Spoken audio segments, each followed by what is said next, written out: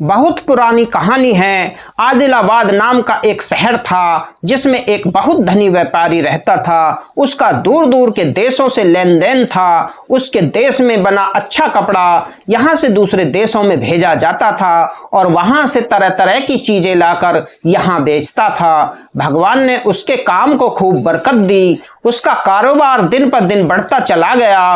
वो इतना अमीर हो गया कि उसके पास एक की जगह दो हाथी झूमने लगे। घोड़ों की गिनती नहीं थी, पर उसके पास एक बहुत ही नायाब घोड़ा था जिसे उसने बहुत सारा पैसा देकर अरब से खरीदा था। दुकानदार उसे बहुत पसंद करता था और उसने उसका नाम चेतक रखा था। एक दिन उसने बहुत सारा सूती कपड़ा काबुल भेजा और वहां से उसके बदले में कुछ माल मंगवाया। यहाँ तक कि उसके माल की डिलीवरी का दिन आ गया। उसने सोचा कि सारा माल दोपहर तक आदिलाबाद पहुंच जाएगा, पर इंतजार करते करते शाम हो गई और माल का कहीं अता पता नहीं चला।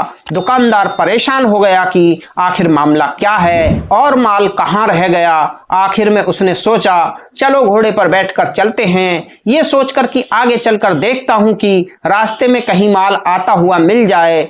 तो वो अपने घोड़े पर सवार होकर उस मेन रास्ते की तरफ थोड़ी दूर चल पड़ा जिधर से माल आना था। शाम का समय था और ठंडी हवा चल रही थी। उस दिन थोड़ी बारिश हुई थी जिससे मेंढक आपस में मिलकर टर टर कर रहे थे। शाम के सन्नाटे में उनकी आवाजें और भी तेज लग रही थीं। दुकानदार माल के बारे में सोचता हुआ शहर से बहुत दूर चला गया। वो चलते चलते एक जंगल में जा पहुंचा। अपनी ही धुन में आगे बढ़ रहा था कि पीछे से 6 आदमियों ने उस पर हमला कर दिया।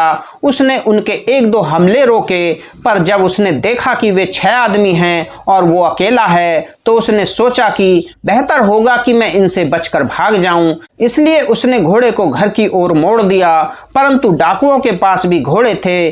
उन्होंने भी उसका पीछा किया। पूरा जंगल घोड़ों की आवाज से गूंज रहा था। एक बूढ़ा मेंढक जिसकी आवाज से सभी दूसरे मेंढक भी साथ में चिल्ला रहे थे, उन घोड़ों की आवाज सुनकर वो डर गए और सिर्फ एक बार कहकर दूसरी बार बताना भूल गए। काफी देर तक चेतक आगे आगे भागता रहा। 6 डाकू उसका पीछा कर रहे थे, लेकिन सच तो ये है कि उस दिन चेतक ने अपनी कीमत वसूल करा दी। थोड़ी देर बाद 6 घोड़े पीछे छूट गए और चेतक इसी तरह सीधा आदिलाबाद पहुंच गया। उसने अपने मालिक की जान बचाकर घर ले आया। चेतक के शरीर से इतना पसीना निकल रहा था कि वो झाग जैसा लग रहा था। कुछ दिनों के बाद पता चला कि उसने भागते समय इतना जोर लगाया था कि बेचारे के पैर बेकार हो गए। उसके बाद अगले कुछ दिनों में उस बेचारे की आंखों की रोशनी भी कम होने लगी। लेकिन दुकानदार को चेतक का एहसान याद था। वो अच्छी तरह जानता था कि अगर उस दिन चेतक नहीं होता तो उसकी जान जा सकती थी। व्यापारी ने आदेश दिया कि जब तक चेतक जिंदा है उसे सुबह शाम 6 सेर दाना दिया जाए और उससे कोई काम न लिया जाए। दाना नियमित रूप से दिया जाता रहा, लेकिन जब कुछ दिन बीत गए तो व्यापारी ने कहा कि 6 सेर दाना बहुत है, अब उसे 4 सेर दाना दिया जाए। आज से चेतक को 4 सेर दाना दिया जाने लगा।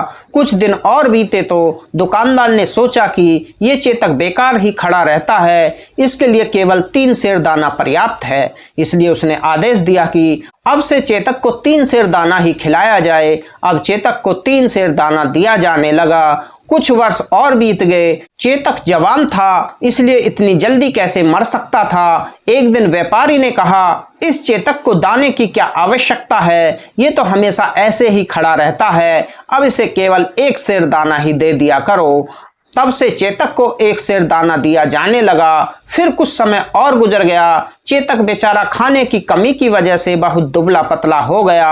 अब वो पहले जैसी बात कहाँ रही थी, शकल सूरत भी वैसी नहीं रही। एक दिन फिर दुकानदार ने चेतक को देखा तो बोला, इसको मैं खड़े खड़े खाना क्यों दूं, कोई खरीदेगा तो बेच दूंगा, पर लाचार लंगड़े अंधे घोड़े को कौन खरीदेगा। आखिर दुकानदार तंग आ गया। उसने कहा कि अब तो ये बस खाने का ही है, इसे बाहर छोड़ दो। जैसे ही दुकानदार ने चेतक को बाहर निकलने के लिए छोड़ा, पर चेतक अपनी जगह से हिला ही नहीं। दुकानदार उस पर बहुत चिल्लाया, पर वो अपनी जगह पर अड़ा रहा। जब चेतक अपनी जगह पर अड़ा रहा तो दुकानदार ने कौड़ा लिया और उसे पीटना शुरू कर दिया। कौड़े की मार उसे महसूस हुई। दुकानदार ने कौड़ा मार मार मार कर उसे बाहर निकाल दिया। भगवान जाने चेतक पर क्या बीती होगी।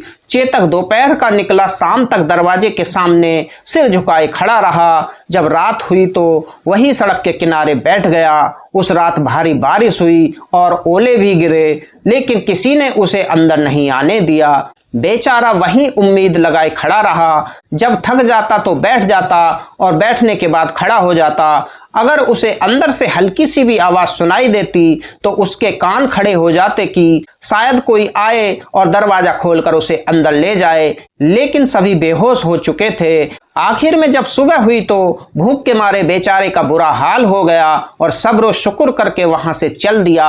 दिल में सोचने लगा कि भगवान आपका भला करे, मैंने तुम्हारे साथ क्या किया और तुमने मेरे साथ क्या किया, मैंने आपका क्या बिगाड़ा है। बेचारा चलने लगा पर वो अंधा था। वो जगह जगह टकराता और ठोकरें खाता रहा, यहाँ वहां सूंघता, शायद कहीं दाना पड़ा हो, घास का टुकड़ा या कुछ और भूख मिटाने के लिए पेट में डाले, पर कुछ नहीं मिला। इसी शहर आदिलाबाद में एक बड़ी मस्जिद और एक बड़ा मंदिर था। इसमें नेक मुसलमान और हिंदू आते और अपने अपने तरीके से भगवान का नाम लेते। इस मंदिर और मस्जिद के बीच में एक बहुत ऊंची इमारत थी, जिसके बीच में एक बड़ा कमरा था। इस कमरे में एक बहुत बड़ी घंटी लटकी हुई थी, जिससे एक लंबी रस्सी बंधी हुई थी। आदिलाबाद शहर में इस घर का दरवाजा दिन रात खुला रहता था। जब भी कोई किसी पर जुल्म करता या किसी की संपत्ति हड़पता या किसी का हक मार लेता तो वो इस घर में जाता और रस्सी खींच देता। ये घंटी इतनी जोर से बजती कि पूरे शहर को पता चल जाता। घंटी बजते ही शहर के अच्छे मुसलमान और हिंदू वहां आ जाते, फरियादी की फरियाद सुनकर उसका इंतजाम कर देते। संयोग से ऐसा हुआ कि चेतक सारी रात घूमता रहा और सुबह सुबह इस घर के दरवाजे पर पहुंच गया। दरवाजे पर कोई रोक टोक नहीं थी, इसलिए वो सीधा घर के अंदर चला गया। बीच में एक रस्सी लटकी हुई थी। बेचारा अंधा हो गया था। वो भूख के कारण हर चीज पर मुंह चलाता। चेतक को बहुत तेज भूख लगी थी, इस वजह से उसने रस्सी चबाना शुरू कर दिया और रस्सी चबाते चबाते उसने उसे थोड़ा सा खींचा और घंटी बजने लगी। मुसलमान अपनी मस्जिद में नमाज के लिए इकट्ठे हुए थे। पुजारी मंदिर में पूजा कर रहे थे। घंटी की आवाज सुनकर सभी चौंक गए।